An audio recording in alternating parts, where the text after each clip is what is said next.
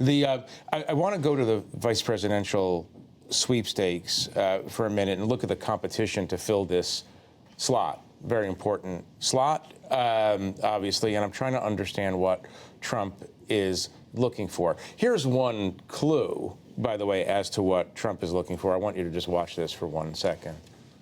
Will you accept the election results of 2024 no matter what happens, Senator? No matter what happens? No, if it's an unfair election, I think it's going to be contested by either side. Senator, no matter who wins. I think you're asking the wrong person. The Democrats are the ones that have opposed every Republican victory since 2000, every single one. Yes or no, will you accept the election results of 2024 no matter who wins? That is my statement. But is it just yes or no? Will you accept the election results of 2024? I look forward to President Trump being the 47th president. So, loyalty is job one, correct? We have gone way beyond the litmus test of saying you thought 2020 was fraudulent and rigged. Now we're saying all these Republicans are refusing to say that they would accept the results of an election where Donald Trump doesn't win. Donald Trump has never said he'd accept the results of an election if he didn't win. He's been saying that since 2015. Well, to be fair, some of them are parsing it a little bit and saying, if it's fair. Yeah, but Donald Trump. Yeah, but Donald Trump said he was asked if his supporters would be violent if he didn't win, and he said, well, I don't think that's going to happen because we're going to win. But he said it depends on the fairness of an election, defined by him.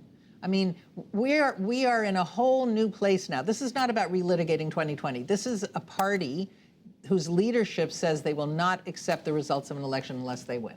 That's the peaceful transfer of power is the bedrock of democracy, and one party doesn't believe in it. But it's also like, will you accept the results of this election question is the new would you accept the vice presidential nomination if it was offered to you question. Yeah. Like, if you're not definitively answering that question, you're clearly interested in the job.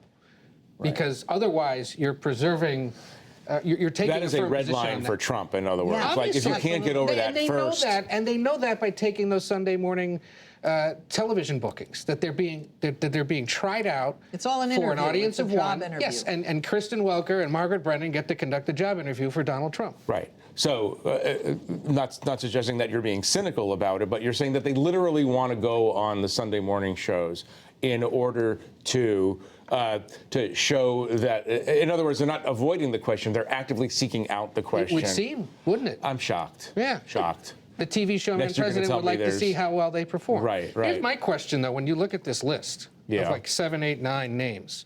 Arkansas. Have you been making that list the whole show? No, beforehand. Amazing. Arkansas, Ohio, Florida, the Adirondacks, North Dakota, South Carolina. None of those are growth opportunities for the Republican Party. So that's no one battleground state at all. None of those. So in other words, he can't find a sufficient loyalist. He doesn't want to. Or he doesn't want to. He doesn't. Why wouldn't he want to find a loyalist who also happens to come? Because this is a base motivating election, and so you have to find the guy who reinforces to the party that we're going to take power and do everything we can to run this town. And when they're coming from Arkansas, Ohio, Florida, although there's residency issues, Northern New York, North Dakota, or South Carolina, that's just a Speaking of Florida, I don't have much of a doubt that Marco Rubio, who we just saw, would move to Georgia in order to run, do you? Or wherever he... Because Donald Trump is not moving from Palm Beach. Having covered the senator since he was a senator when he ran for president, there are family considerations there with kids who've never lived anywhere else. If they're all on board with it, it'll happen. Can he still be the senator from Florida? And if he also moves to Georgia? by the way, I have not studied Florida election all that closely, but I got to believe there would be Floridians concerned with their. Though I am no election expert, it seems that the Florida senator has to live in Florida, generally speaking. Josh, not that I'm looking to you as the constitutional expert, but that seems to make sense, right? You would think so. So maybe he doesn't have to take his family with him. So from your perspective, is this the paramount issue for Trump as he searches for a vice president, or is it the only issue? What, loyalty, you mean? The loyalty. The I don't need another Mike Pence. I don't need somebody who brings a constituency or something like that. Well, as opposed to, I mean, in other words, the loyalty thing overwhelms every other thing. I think it does completely overwhelm anything else. It even overwhelms ideology. At some point, he takes into account what he thinks your appeal is going to be to get as Ed says, to get his voters out, his base voters out, but he won't even consider anyone that has not shown 100% loyalty. And this is something we saw at the very end of the Trump administration, and we're expecting to see at all levels of another Trump administration, which is like, it's not just the litmus test for the vice president, it's going to be the litmus test for anyone who serves in the Trump administration. I do have one substantive or ideological question related to, policy-related question to this. He has Marco Rubio as a top-tier candidate, classic Republican hawk on national security, foreign policy. He has J.D. Vance, who's kind of a neo-isolationist. Right. You study this stuff carefully. Do you think that he could, I think Trump's disposition is toward the quasi-isolationism. Yeah. Do you think there's a chance for any traditional Republican hawk, not only Marco Rubio, but a person like Tom Cotton? Do you think there's anybody who's possible in that? It's a fascinating question, isn't it? Because I'm old enough to remember when a vice president was picked because he came from, or she came from a battleground state or appealed to a certain demographic. The fact that they have to now potentially be in line on foreign policy, which is an area the vice president doesn't usually come into, is an interesting dynamic. So we've seen Rubio start to move a little bit away from that. We saw, for example, he voted no on the supplemental, which would have provided aid to Ukraine.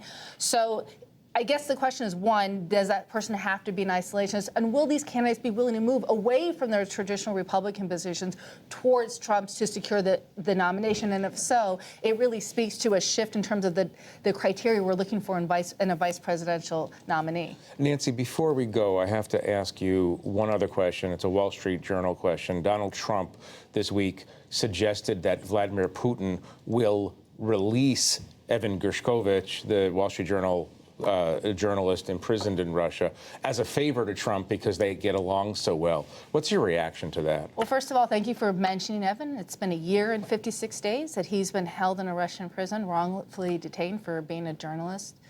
Trump first mentioned him during the Time magazine interview. He described him as a brave young man. And now he sort of brings it up that he would be released if elected.